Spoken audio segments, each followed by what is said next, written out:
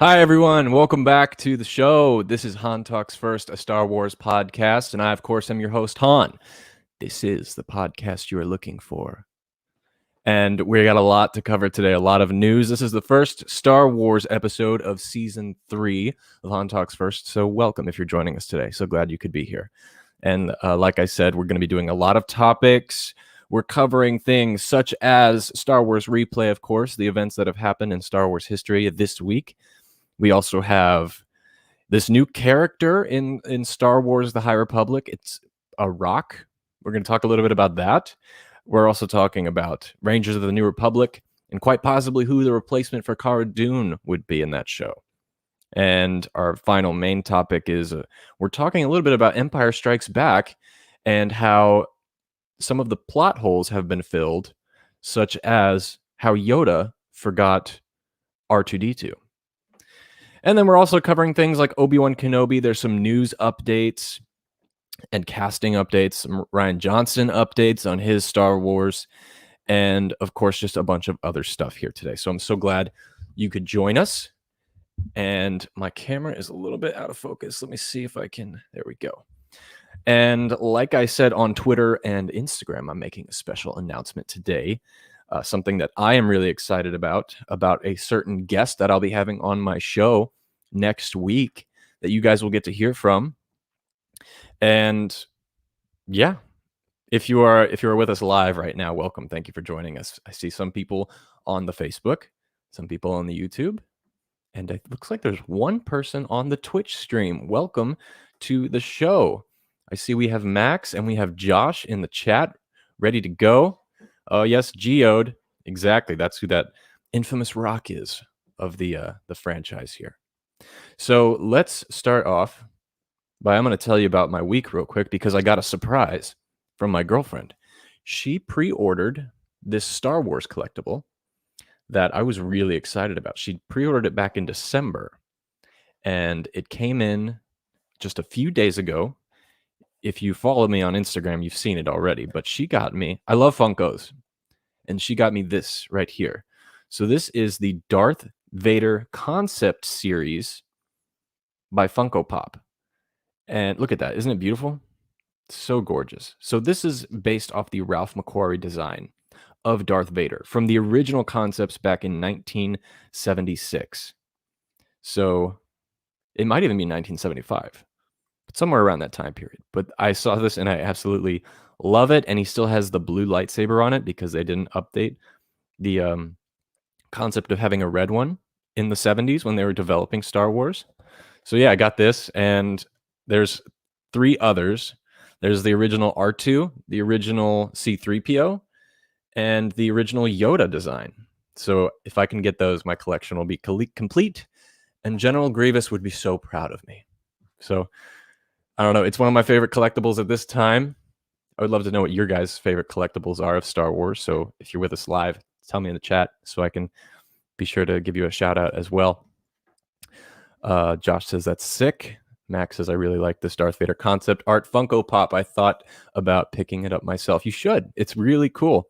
And they're going to be limited. This is kind of a limited series. It's not going to be like the other Funkos. So I recommend going and checking that out as soon as you can.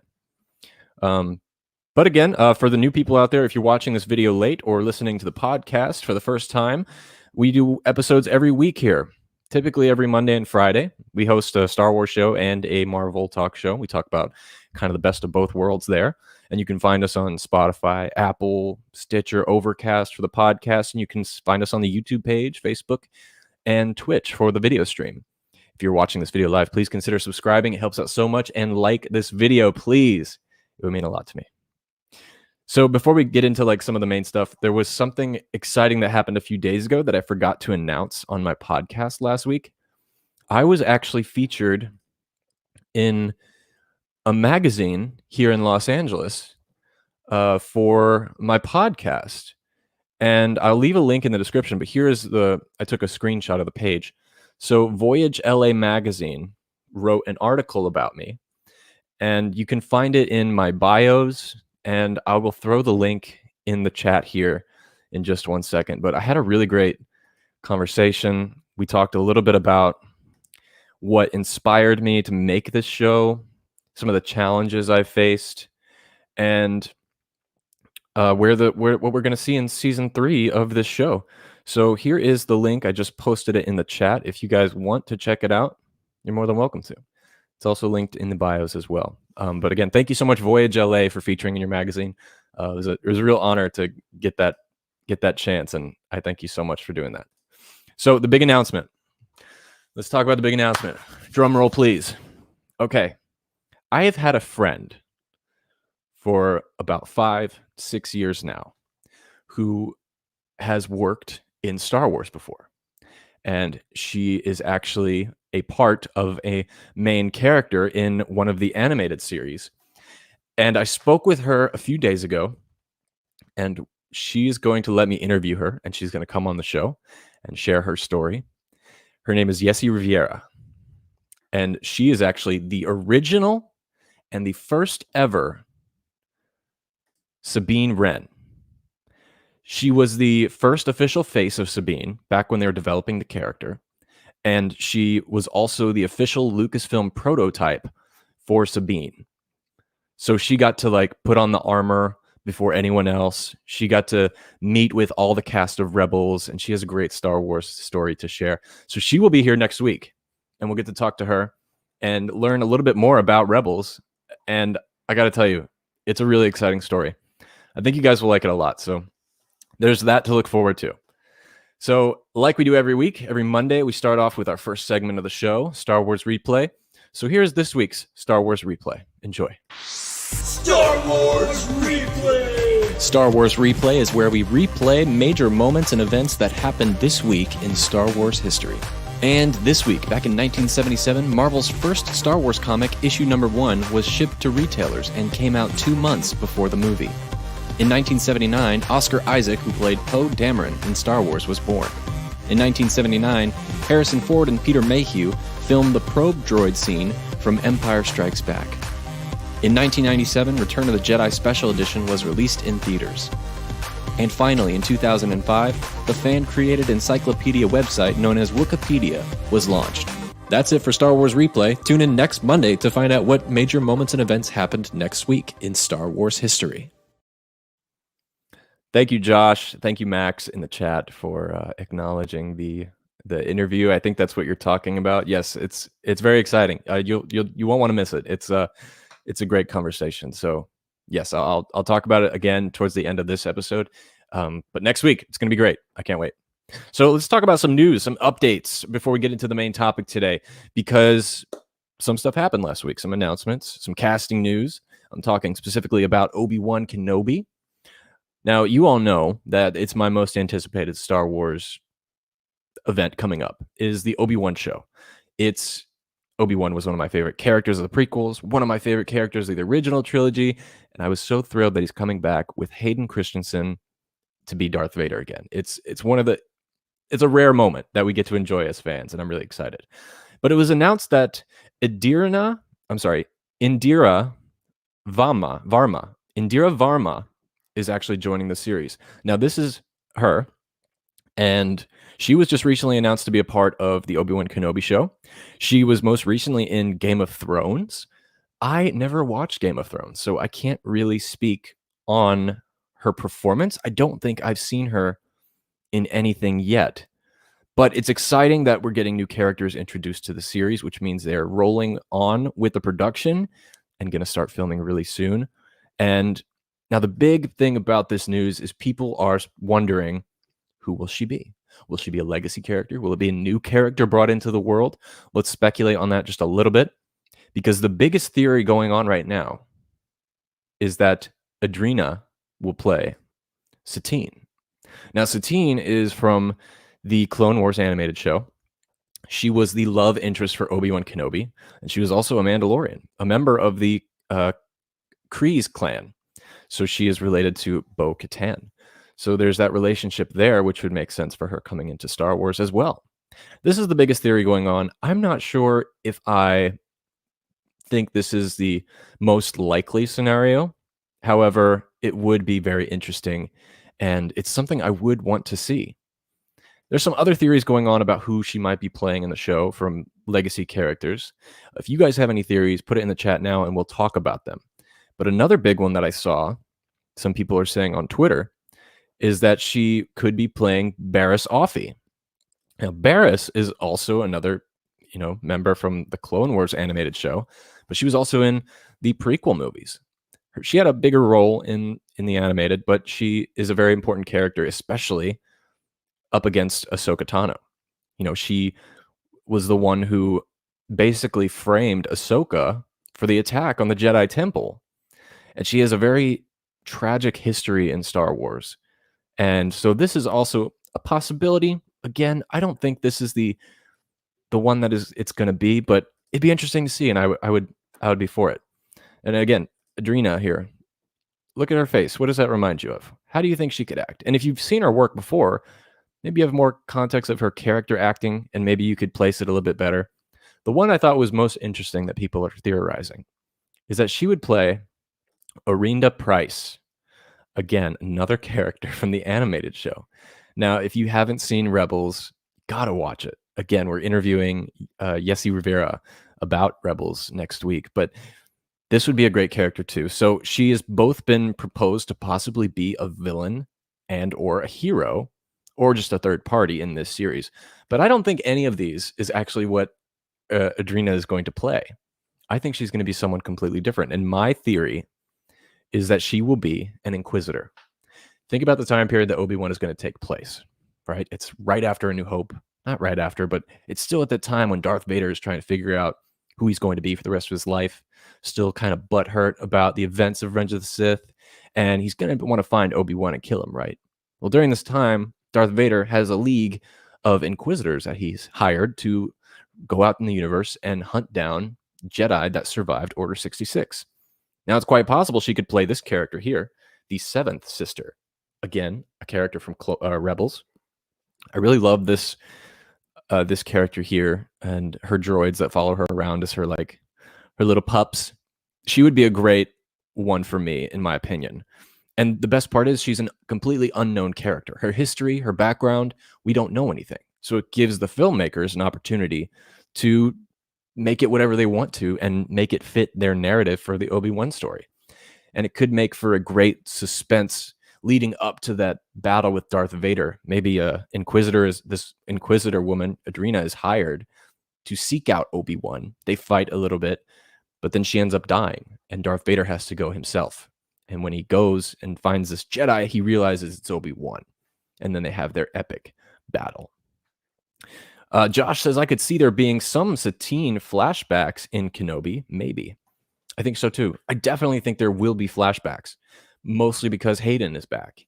And why would you bring Hayden back if you're just going to leave him in the mask the whole time, right? So they'll probably have him some flashbacks and stuff like that. I could definitely see that happening. Max says, yeah, I definitely agree that she will be a Sith Inquisitor, maybe the main villain besides Vader in the show. Okay, so we're kind of on the same page, Max. Inquisitors are great.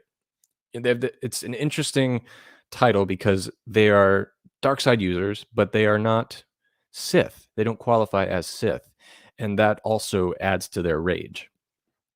And Josh said, I would be surprised if we didn't see Inquisitors in Kenobi.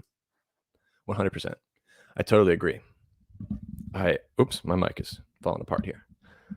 So that's basically all the updates with Obi-Wan. There was one other mention about Ewan McGregor, actually, and that he might be making an appearance in the Andor series.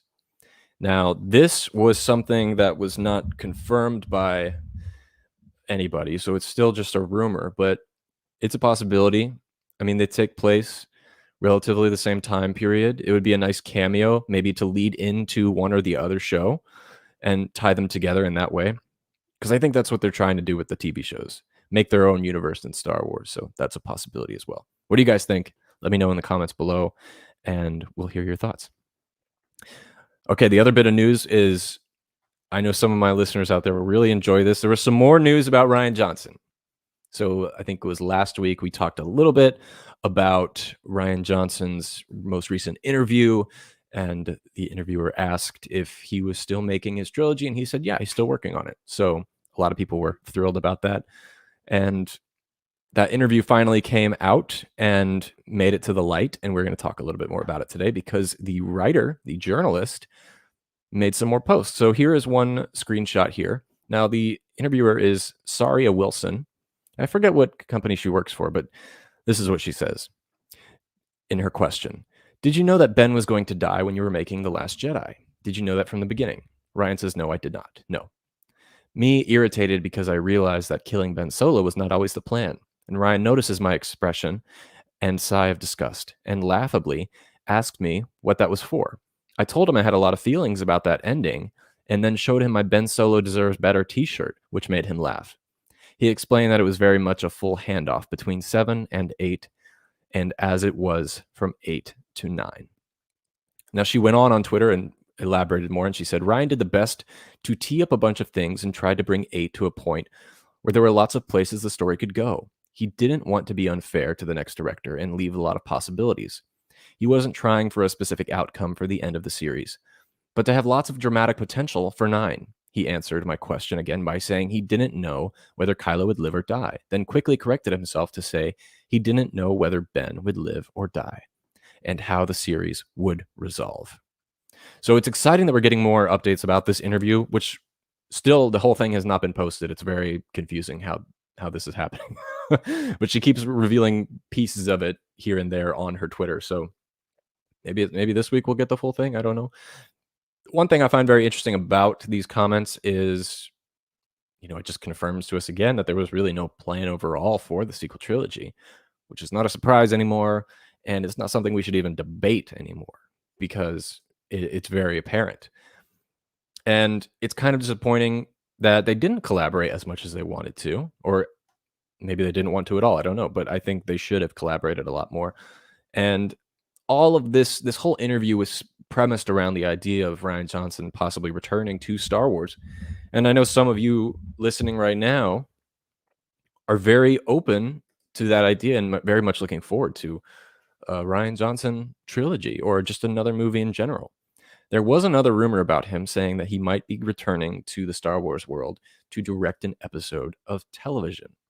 So there's that to look forward to as well. There's no comments or any sources on that I could find, but I did hear it in the rumor mill. So there's that to look forward to as well. Now, one thing about this interview, when it comes out, I think we have to keep in mind is that it seems to be a very opinionated piece, a very one-sided piece. This interviewer was obviously a very big fan of The Last Jedi and not so much The Rise of Skywalker, which is totally fine. I think that's the case for a lot of people. But it sounds like she's really pushing for the hopes of a Rian Johnson trilogy. So we still don't know if it's happening or not. There's no official word from Lucasfilm themselves. Max says, I hope that Obi-Wan shows up in Andor, but just a cameo. I do too. I wouldn't want to see him fully fleshed out in another show. I want him to have his own light, his own glory. So I'm with you, Max. I love the sequels, especially The Last Jedi, but I don't like that they had no plan. I agree with you. The sequels, I think there's a lot of good parts in the sequels. It's my least favorite of the trilogies, I'll be honest, but The Force Awakens has a very special place in my heart. When that movie came out, that was some of the happiest I've ever been in my life. And I wish I could go back and relive that moment, because seeing that in theaters with my brother all dressed up, first time Star Wars was back in a long time, it was an incredible feeling and an incredible movie, I think, So thanks for sharing that. If any of you guys have any thoughts about Rian Johnson or your thoughts on the sequels, share them in the comments below. Let's talk about it. Now, the last bit of news here that happened recently, which is kind of disappointing and just really disappointing. That's the best word for it. Is the Star Wars YouTube channel has been suffering. They're going through a lot. They're having a lot of backlash, all spawned from this whole Gina Carano situation, which I'm not really getting into at this point. But it was a terrible situation, and there's a lot of backlash about it. And so nearly every new video that has been posted on the Star Wars YouTube channel after that incident is met with a massive amount of downvotes and comments expressing support for Gina Carano. So check this out. This is just some screenshots here. So this was on March 4th. The ratio of dislike to like is not that drastic, but still significant. It's even more so in this video on March 2nd.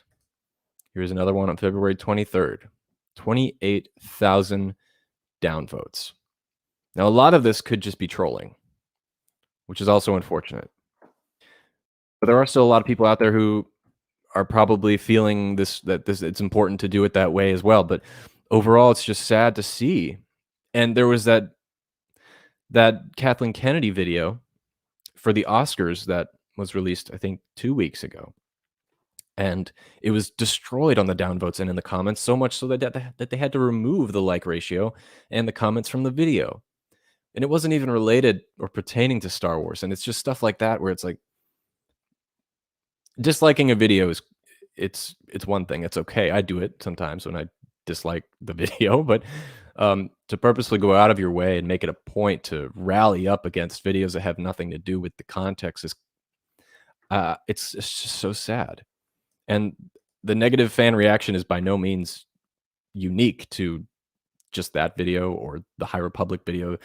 Just pursuing the past few weeks worth of uploads show that nearly all of the uploads since the firing of Gina Carano have been massively downvoted. So it's disappointing to see, and I hope it gets better. I hope we can move past it at some point. But yeah, that's what's happening. Mr. Anderson says the films were well crafted, but the story's lack of cohesion hurt the franchise. Definitely. So that's kind of what we're on page with, by the way. Thank you so much earlier for retweeting the show and joining us on the last stream. You too, Max. Glad you guys could be here and be a part of the live community. So that's always nice to see. But yeah, it definitely hurt the franchise. And I think everyone wants to point the finger, right? But I think in this situation, it's kind of a group blame. I think everyone holds a little bit of the blame.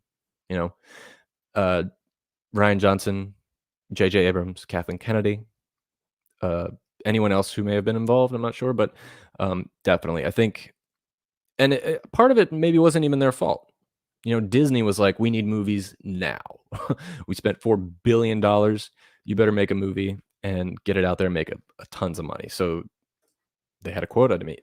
And with the time and the energy that they were given, I think they did a good job considering the circumstances. But yes, just a little bit more collaboration would have been great. I think Sarah Wilson wrote on Instagram that the interview will never come out. It was just a conversation between them. Interesting. Okay. Then I wonder why they met, because I think in her initial tweet, she mentioned also which journalistic company she was with. So thanks for pointing that out. I will check out Ciara's Instagram and get back to you. The groundwork laid on The Force Awakens was amazing. I agree with you. The Force Awakens was incredible. Whether it was a rehash or not, whether it had one of the biggest cliffhangers of all time, it was a great setup. It was great exposition for a possible trilogy and a future of Star Wars. They are getting hit really bad over old Geode. Okay, yeah, let's talk about that. Let's talk about Geode. So this comes into our main topic today. And our main topic is talking about this new character introduced into Star Wars. His name is Geode. And this new character is from the Into the Dark novel, written by Claudia Gray, a great Star Wars author. Love her Master and Apprentice book with Qui-Gon and Obi-Wan. And anyway, the new character is named Geode, and he is a navigator of the starship, the Vessel. And he's also a rock. Check this out. So this is the official description and artwork of Geode. He's just a big monolithic rock. He has his imperfections, of course, but he's still standing tall and bright.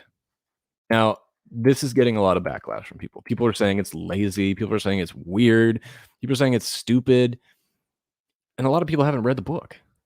I haven't read the book either. So I too think it's a little kind of crazy, but I don't know the context of the story. I do know that he is a Vintian, and that's a certain species of sentient creature, or rock in this case, from the planet Vint. And he possesses the appearance of a tall, dark gray rock with a flinty and flaky surface. And according to one of the characters in the book, Leox Grassi, he's also the pilot of the vessel. Geode's true name could only be pronounced by those without a mouth. That's an interesting concept. You know, because he's a rock, he doesn't have a mouth. But it questions, how did people know his name to begin with? From what I understand from the passages I read of this book, you know, again, I haven't read the full thing myself, but he's the navigator of the ship, of course, but no one has ever seen him move. No one can communicate with him. The Jedis and the crew around him think that someone's pulling a prank on them, and it's not real. This is a funny picture of a concept art that I saw. I'm sure you've seen it, but it's so funny.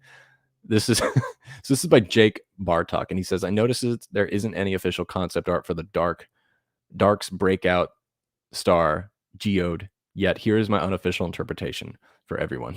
And I thought this was hilarious. When I first saw it, I thought it was just a joke because I didn't know any context about the situation. And it was just so funny to see. Has anyone listening to this show or watching the video, have you read this book, Into the Dark? I haven't even ordered it. I haven't even finished Light of the Jedi yet, so it will probably be a while till I get around to it. But what are your thoughts on it? Is there anything more to this character that we should know to give us some more context? Please leave a comment and let us know. But it's not the first time that a rock has been introduced as a character in Star Wars. That's right. It's not that crazy and that offbeat. There have been other rock characters in Star Wars dating back to 1985. So check it out. There was actually 3 different types of rock characters. Now, all of which have humanoid features like a mouth or a silhouette, but they have existed. So here is one species. Now, this is called the Cacron Species. And this is a species of rock from planet K43. And they first appeared in 2019 in Star Wars issue 69.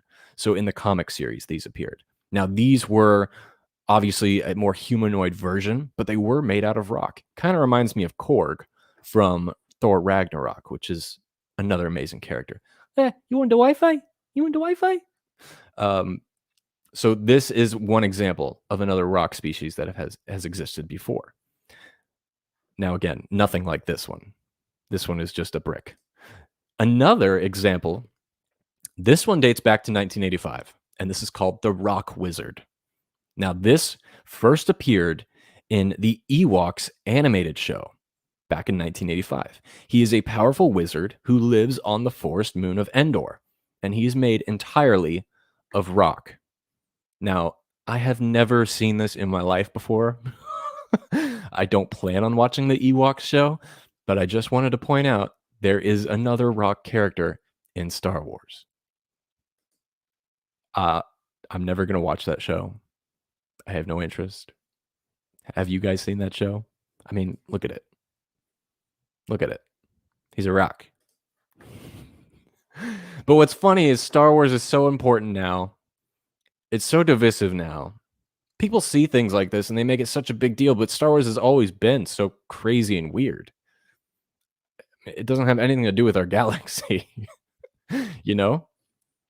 And the world's a weird place, even in our real world.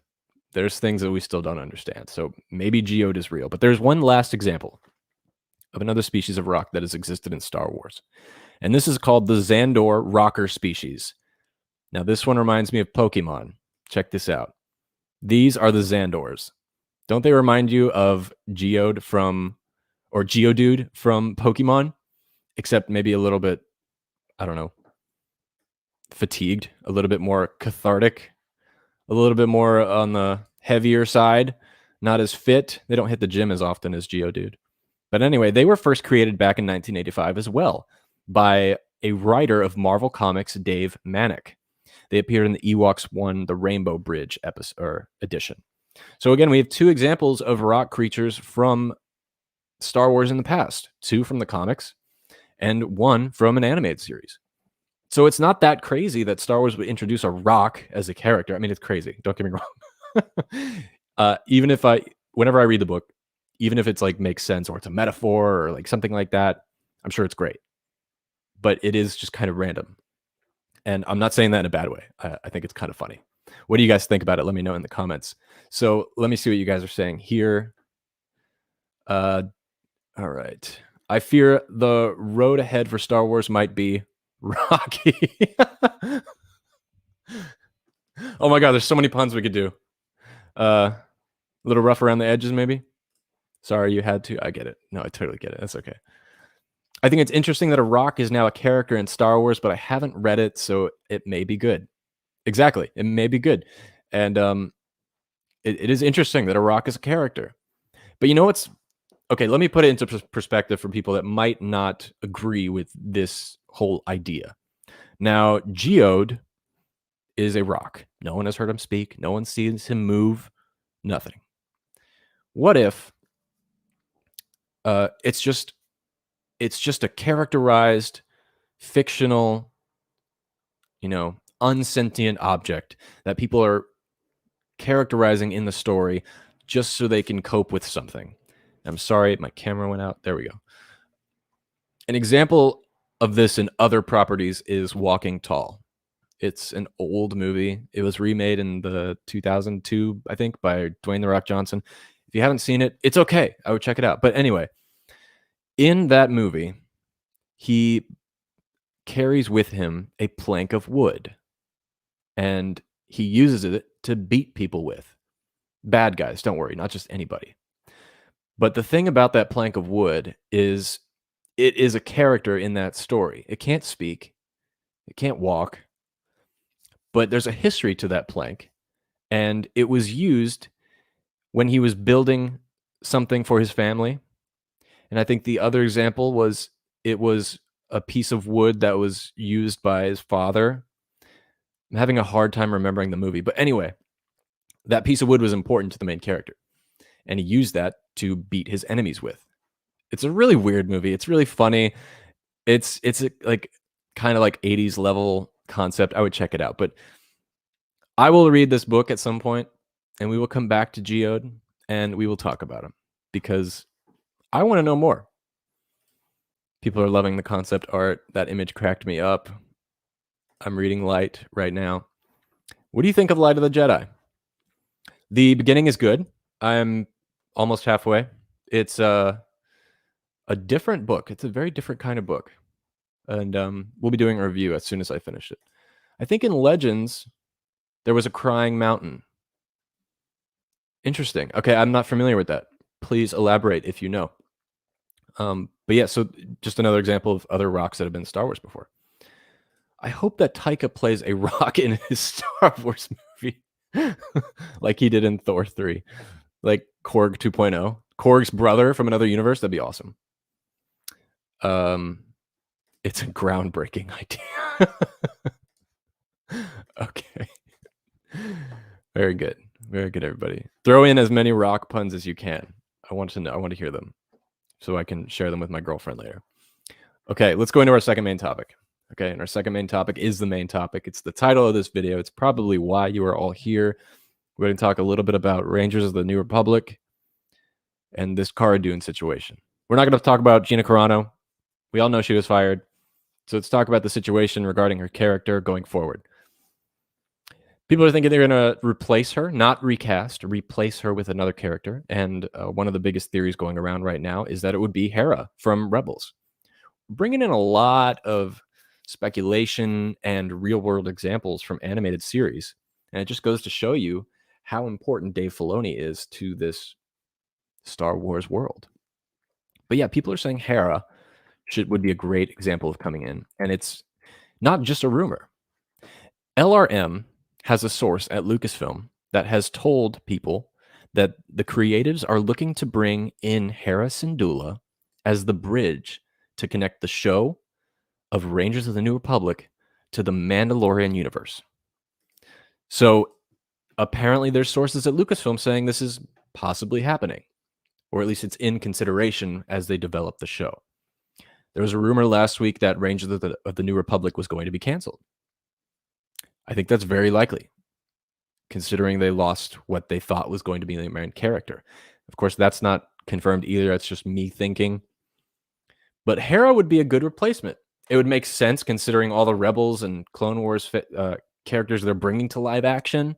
And people love Hera. She's fantastic. And Hera does exist in the movie canon. She was mentioned in Rogue One. She was mentioned in Rogue Squadron, the video game. So people know her. At this point in time, the Mandalorian time period, she is a captain in the army. So she has her own ship. She's not a part of the Ghost Crew anymore. I mean, she might have it. I don't know. But she is a captain in the squadrons. And I want to know who you guys think would be a good choice to play Hera. Now, this is us speculating, of course, because we don't know if it's true, but let's fan cast. Let's fan cast the role of Hera for live action. For me, my one pick is Vera Farmiga.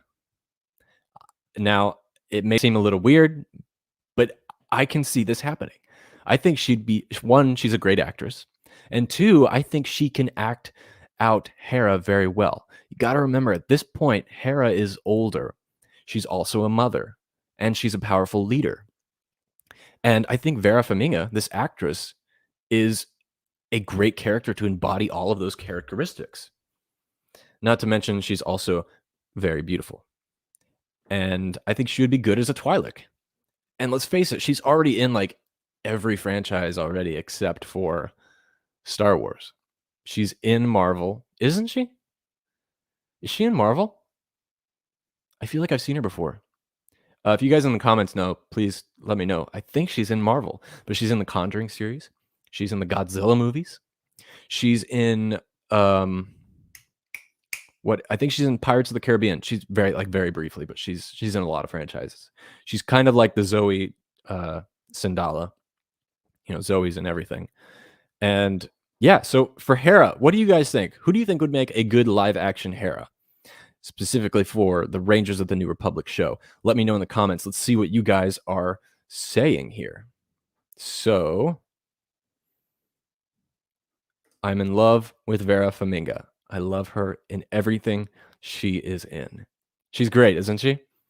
She's such a dramatic actor, but she knows how to be funny.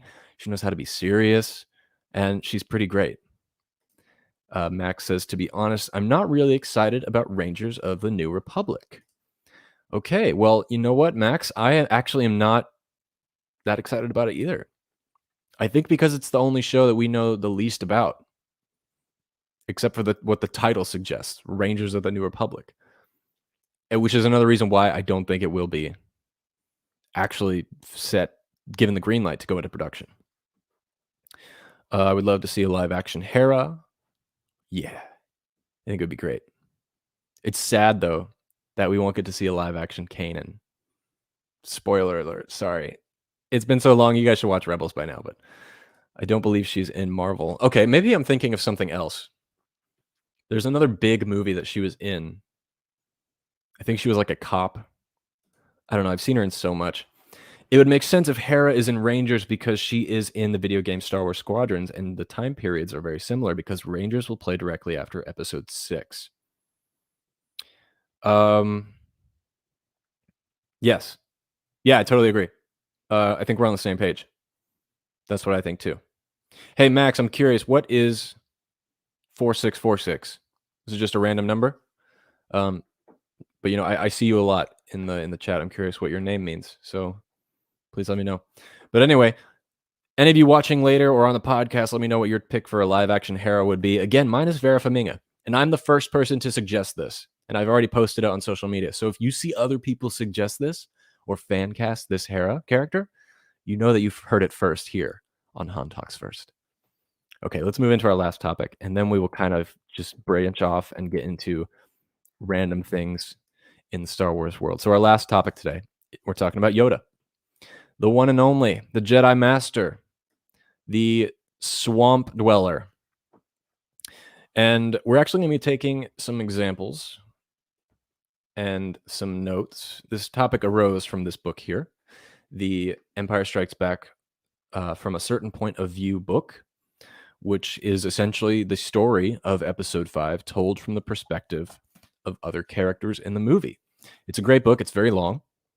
And if you see on the front cover, there's like at least 20, maybe 30 authors of this book, which is great because it gives you a certain point of view from different people, different writing styles and stuff like that.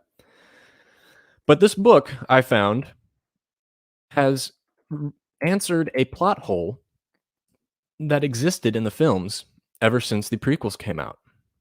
And it offers an official explanation for the encounter in which Luke met Yoda for the first time. And if you remember, in Empire, Yoda doesn't remember who R2-D2 is, which makes no sense because we know that they met each other in the prequels. They had a relationship. And of course, you could argue, at the time, George Lucas didn't have everything planned out, of course. So they weren't able to, plan that accordingly. So it was a little plot hole element. But recently, in this book, we will talk about their explanation as to why this happened. And we're going to be looking at the excerpt from the story called The First Lesson. And it starts on page 119. The quote I will be reading is from page 223. Now, this is about Yoda meeting or seeing them for the first time. So it says here, this is from Yoda's point of view. Carefully moving through the swamp while staying hidden beneath the fog, Yoda soon spotted the boy and his droid unpacking their supplies. Even though the droid was caked with algae, dirt, and stomach fluid, its appearance and familiar blips were still quite recognizable. R2-D2. Of course, the boy had Anakin's old droid with him. Such cycles of fate no longer surprised the 900-year-old Jedi.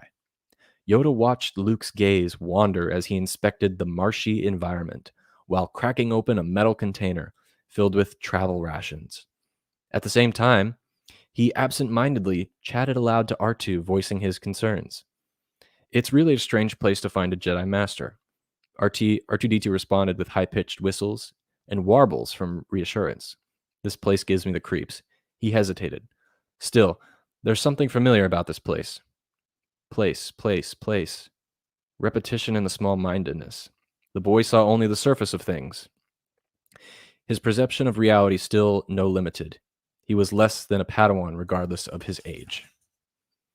And basically what this passage is saying is that Yoda faked not knowing who R2-D2 was so that he could put on that act of the crazy swamp dweller so that he could test Luke's patience, test his morale. And it's a great explanation, I think. And it lines up perfectly. And we all know, even when Empire came out, people knew that he was faking it, that he was putting on this show to test out Luke. And so, of course, him faking that he didn't know who R2 was makes 100% sense. It's a great book.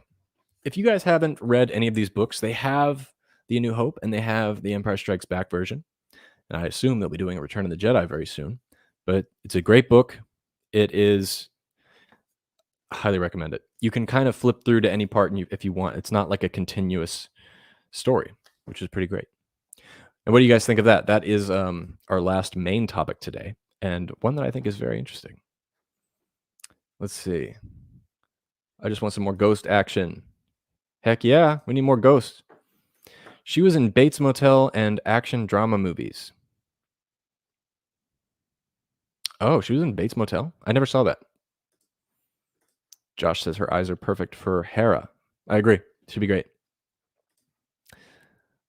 I'm a big fan of Valentino Rossi, and his number is 46. If you don't, you know him. He is a MotoGP rider. Motorcycle rider? Valentino Rossi. I don't know who that is.